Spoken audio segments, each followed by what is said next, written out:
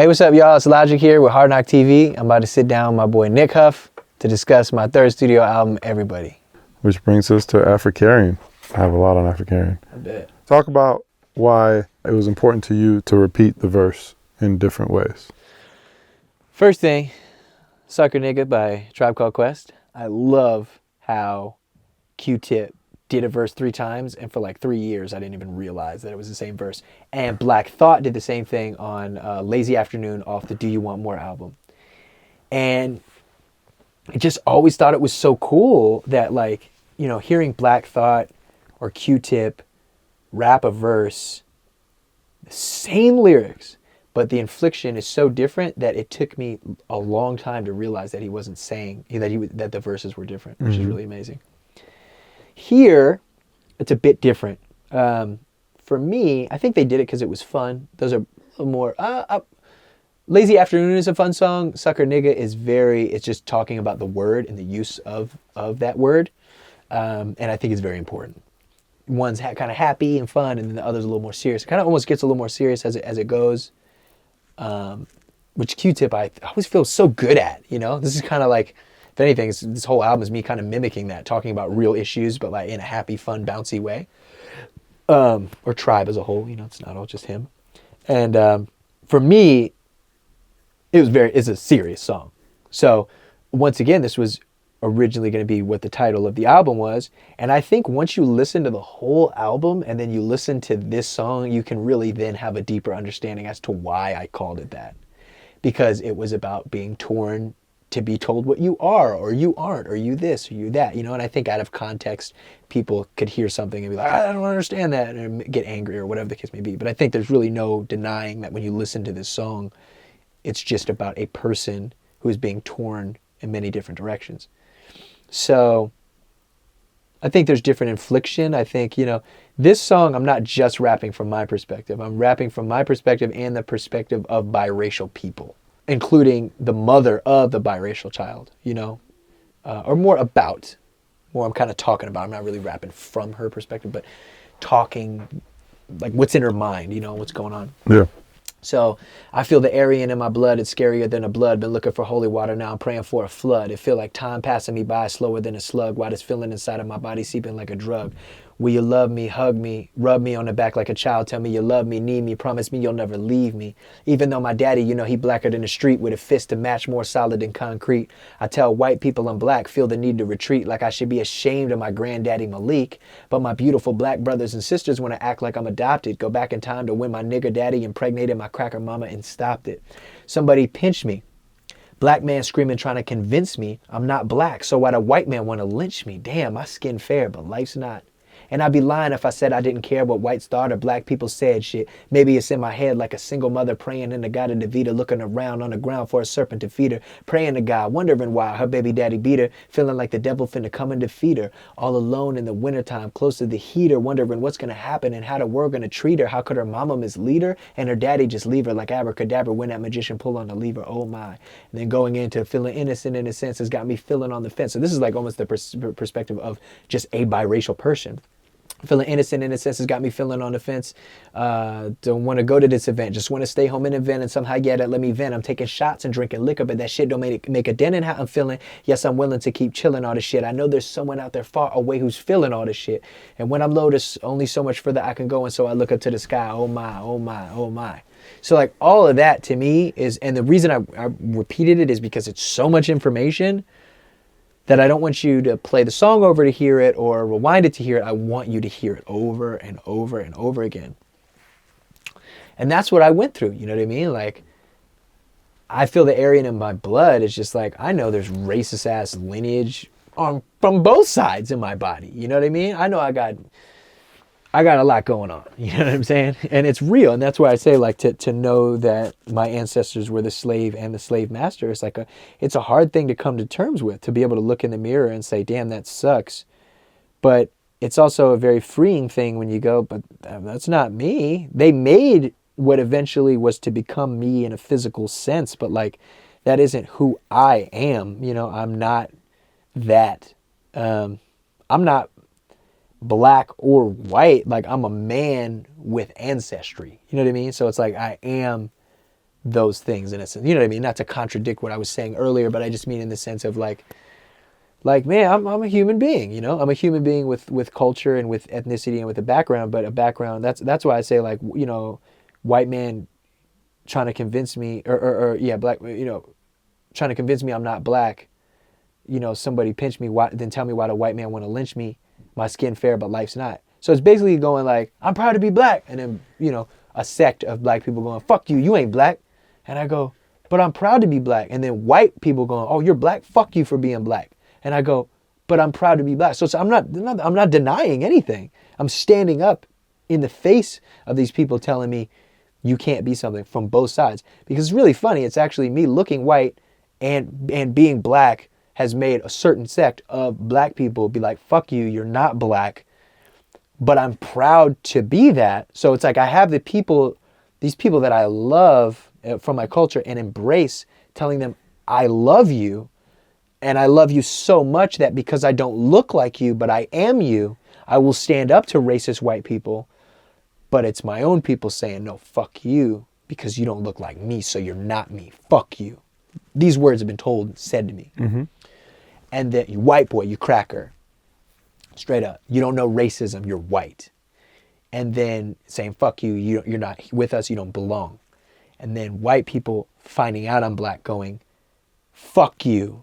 You're black, you're this, you're that, or you're not white, or you're not pure, you're not this. Fuck you, you nigger. And then going, well, no, fuck you. I'm proud to be black and white. I'm proud of who I am, to both sides. Mm-hmm. Fuck y'all for saying I'm not black, and fuck y'all for saying I am black and I'm not white, or I'm this or that. Like, no. So when I say I feel the Aryan in my blood is scarier than a blood, it's like I feel where I come from, you know? You know, praying for holy water, you know, now I'm praying for a flood. It feel like time passing me by slower than a slug, while this feeling inside of my body seeping like a drug. You know what I mean? Like, will you love me? Like, hug me on a child, you know, rub me on the back like a child. Tell me you love me, need me. Promise me you'll never leave me. It's like my culture. It's like my people. It's just, black is so beautiful to me. You know, it's so beautiful and it's so amazing.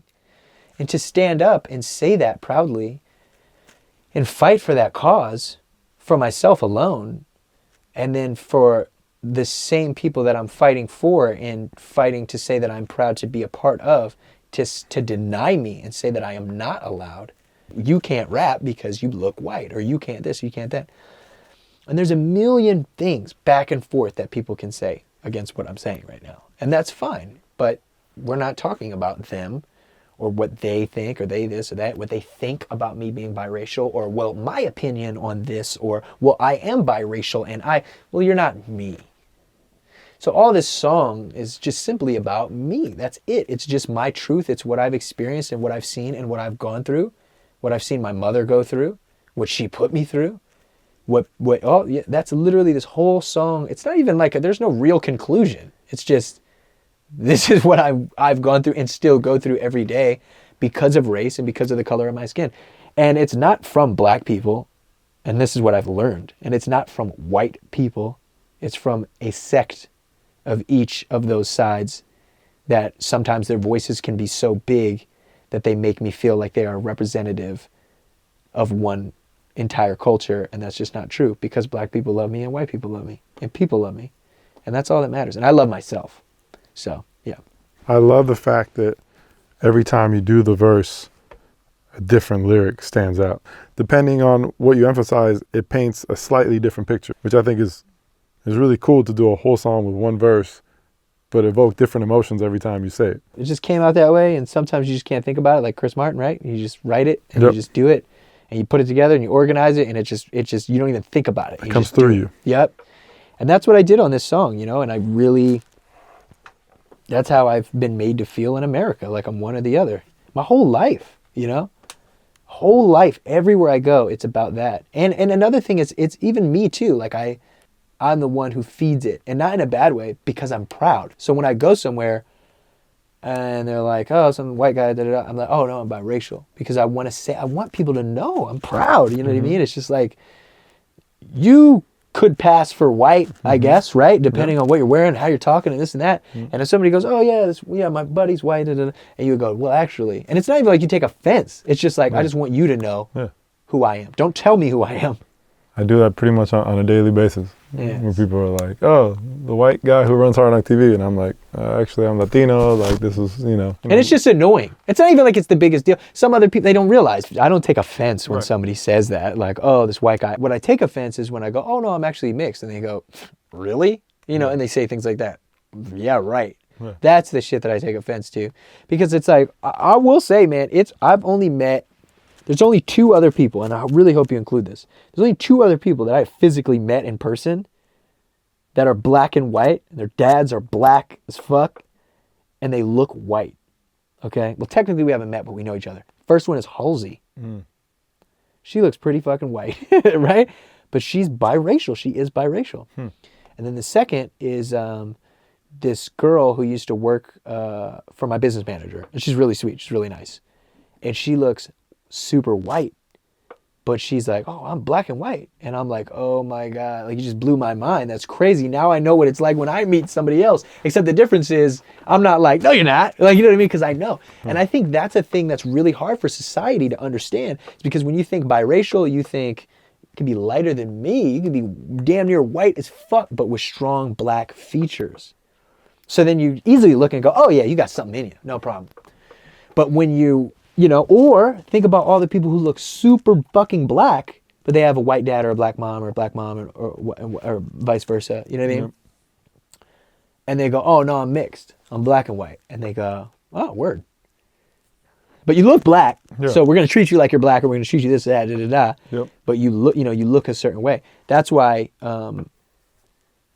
it's just always so difficult, because I don't think there are a lot. I mean, obviously, technically, mathematically, there's a lot of people, sure, who look like me that are black and white. And there's going to be more and more people that are going to look like you as we move forward. Very true. But what I'm saying is they're hard to find. They really are hard to find. Like when I type in black people who look white, like, or mixed or this or that, like I try to look it up on the internet, like it's hard to find. Yeah, I think Sally Jesse Raphael actually did a show about biracial people who pass for white, like legit. And I was like, oh my God, but this was like 25 years ago. Wow. And it was like some old YouTube video I had to find. So it's like really hard to find people who look white but are black and white. I don't think there's a place that exists for a bunch of fucking white looking black folk. Like, I'm serious. So it's like really weird. And I think that's why, because when you meet somebody who's mixed, 9 times out of 10, they look like J. Cole or Drake or, you know what I mean? It's a real thing. I'm talking about being black and white here, but I'm just saying, like, that's how they look. They look hella light skinned but they have black features to let you know that they are, you know, yeah. So that's, I think, the hardest thing for me. But I think it's not going to be so hard for the next generation, the generation after that, and that, because they have a voice like me and they have somebody to, you know, to say that. And once again, all of this is not to say that my problems are less or more or this or that than anybody else. It's not that. It's just, I'm just finally having a voice to say I am proud to be me and these are the things that I go through. That's it. That's it. I'll never know what it's like to walk down the street as a dark-skinned black man. Ever. You know what I mean? I'm not claiming to or that what I've gone through is worse or not, or this or that. I'm just telling my story. So, like, regardless, I don't think you should have mixed those words together and this and that. Well, there's a lot of people who didn't think my mom and dad's DNA should have mixed together, but it did. And, you know, I'm using that as just a form to express, it's art to express how I feel, you know, black skinhead, Kanye West. There it is. I remember when you played me this song, or this verse, when it first was just a verse, and it was like, this is one of the first ones that you did for this album. Yeah. I was like, oh, we're in for a ride. Yeah, for sure. I was like, you could tell that's like, you were about to embark on a journey of saying some shit where it's like, okay, like this is his experience. Like he's, you know, I mean, all your albums have been your experience. No, but that's why it started. That's why the first album, not the first, because the first album title was God, then it was AfricAryaN, and then it was eventually Everybody. That's why it started, because it started as a journey of me and my just what I was going through. So I thought the whole album was gonna be like this until I realized it doesn't need to be, and it shouldn't be. It should be about everyone else, except let me just take a few moments to finally talk about something I never talked about. That's it. Right. Which is crazy, because then it comes to the skit at the end of the album, which makes sense why all the stories are connected. Totally makes sense. And that's what I love about it. And even with the title, once again, the reason I went with everybody was not because of anybody else but myself.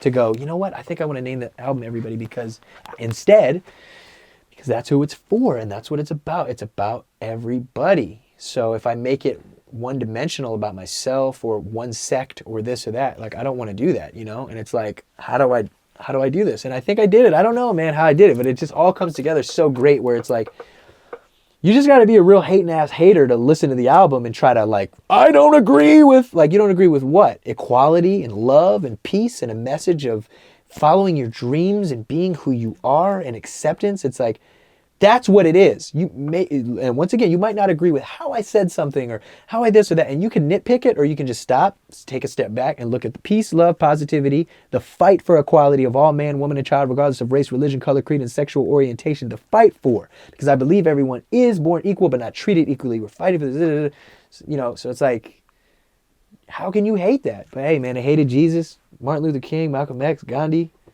you know, so many. So it's like, haters gonna hate. That's real, Doug. Tell me about ending the skit with your happiness and betterment for all. This is just sci-fi. Right. You know, this is just a story. Yeah. It's not real. Unless you want it to be real, right? You know? And the happiness and betterment for all, is that from the egg or is that something you added? We wrote that. Me and Neil did that actually. That exact ending. He helped me with that. I forget exactly how it happened, but it was a collaborative effort and it was like to focus on your happiness instead of focusing on all this and money and this and that and all this stuff. Focus on your happiness and the betterment of all, which to me is you can be selfish and whatever you do it for yourself, but try to do a line of work or do something with your life that will trickle and affect everyone in some way. And that could be a smile to one human being that smiles to another. You know what I mean? Yeah. So if I asked God what the meaning of life was all about, and not necessarily the reincarnation part and growing, like, but like, why do this? Like, what now? You know what I mean? Like, what now? Okay, you told me I'm going to live a gazillion lives, and I can't comprehend it, don't understand it. Sounds like I'm going to be here for damn near all eternity. So what now? One thing that Neil says here is like, you can change the course of your life and the events that happen. So in the skit waiting room, when you find out that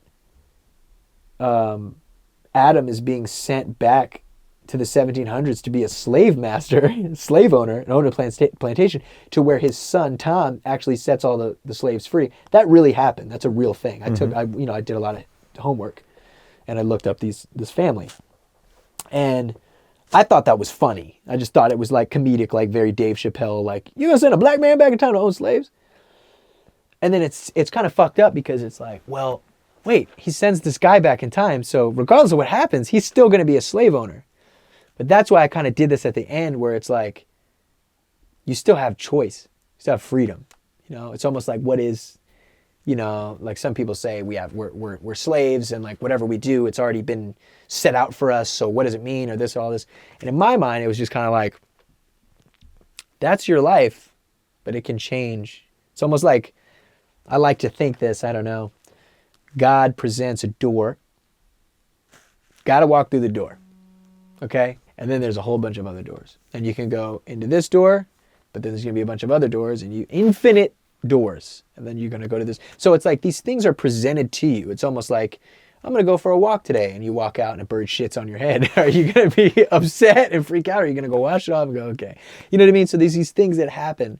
So I guess that's kind of what that is. Like, you know, your grave is the same size, no matter the size of your bank account. You know, you're still 6 feet deep. You are not your car. You're not your house. These are just things. And that's almost like Fight Club. I don't know if you've ever seen that movie, but it's like, you're not your car. You're not your this. You're not your that. It's something I took from, you know, David Fincher and that whole film. And it's like a real thing. So, I mean, this whole album, man, all these lyrics, the concepts, it is all just a culmination of everything that I've ever done, gone through, experienced. And it's really incredible because I always say this. I always say, what the fuck am I going to do next? Every album, like, how can I top this? How can I top this? Every mixtape, every project. And not to get into it, because it's a ways of fucking away. I mean, but I think the next one,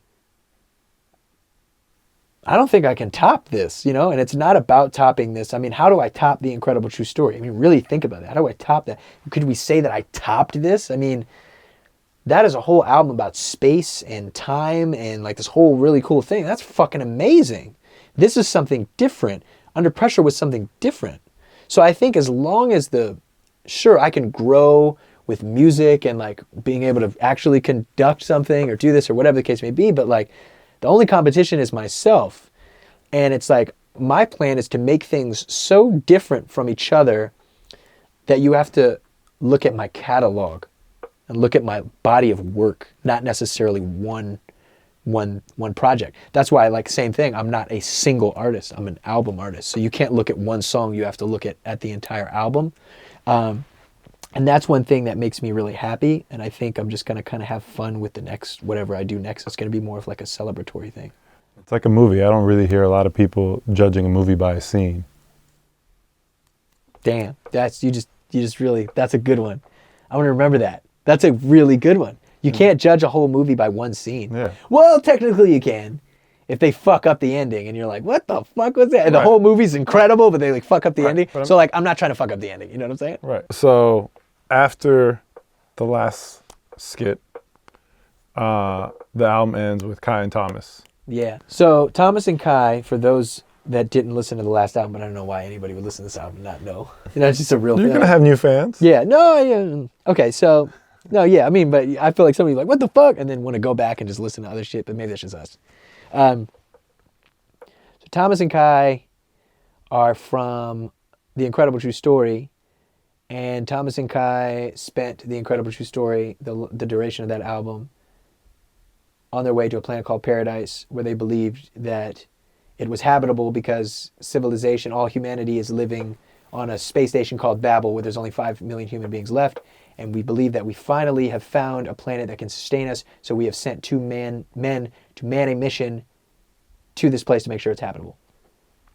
The whole album is them in a cockpit talking about music and life and women and all types of stuff. Just fun shit. Just whatever guys would be talking about in the future. And at the very end of the album, spoiler alert, if you haven't listened to it, they get to Paradise. And as they walk out of the spaceship, you know, they realize that they're on a habitable planet. So they're like, what's that noise? What's that sound? Do you hear that? And it's like, life. Oh, it's life. And that's how it ends, which I think is really beautiful. And that's where it was going to end. It's where it was going to end, and that was going to be it. I had this concept for sure. I didn't know what I was doing with it exactly or whatever. And then I was with Steve Blum in Comic-Con in New York City. And I was like, man, I'm thinking about doing a sequel. But in my mind, I was like, I'm going to make it a quadrilogy. So, this is some exclusive shit right here. So, he was like, I'm in, I'm down. And then I got the end, so was Kai, as well. And I got the idea to, last minute though, bring them in. And then you actually find out that they've been listening to this album. So, long story short, all the fans out there know this, but like on the first album, Thalia, which is like the Siri of the future, was like giving you tidbits on how my first album was created. On the second album, you actually find out that Thomas was on his way to pick up Kai from the Babel space station, listening to the songs while Thalia was giving him facts on how the album was created. Then you get here on this third album, everybody, and at the end of it, you realize that they had been listening to this whole album and not saying anything because they were walking, exploring Paradise on their way to a location that Thalia had sent, just like Thomas was listening to the album and not saying anything while listening to the first album. And then on top of that, you find out that the next one's going to be my last one. Totally. Because fuck rap. No, I'm just kidding. You can keep that though. I just got a lot of shit going on. I got a lot of things I want to do. I've had a great career and it's not over. It's just, I'm taking my time with shit, and I think for this next one, instead of think about it, a project every year since I was like 18 years old. So That's crazy for 10 years. Damn near is pretty crazy. And that's a real thing. So I'm excited. That's crazy. I don't know if I should just leave it there, or if I should ask you about, how you could just walk away from something at like its peak. Seinfeld, 9 seasons, the highest grossing, most watched, tuned in, show of all time at that point. And he was like, that's it. I want to go out on top. I don't want it to get canceled later or this or that. And it doesn't mean I'm not going to make music. It just means I'm not going to make albums anymore. You know what I mean? Like, because I love music, so I don't know in what facet or capacity, but like, that's it, man. To make fucking an epic quadrilogy story that all ties together and like that over the the culmination of my career is something that's really special and exciting. And it might sound like, oh no, for the fans, but like they'll join me still on tour. They'll join me to rejoice and sing these songs that we've all grown to love and appreciate. They'll join me in film. They'll read my books. They'll see me act. So it's not like it's just the beginning of something else. Mm-hmm. And it's like I've done a service to the world, to where I felt in many ways I was like trapped, not in a bad way, but just like, but I don't want to be limited by just this one thing, so yeah. You have a lot of different stories you want to tell in different mediums. Totally, straight up. Swag. That's the album. Tight. Flex. Thanks, guys. You want to do the call thing now? Yep.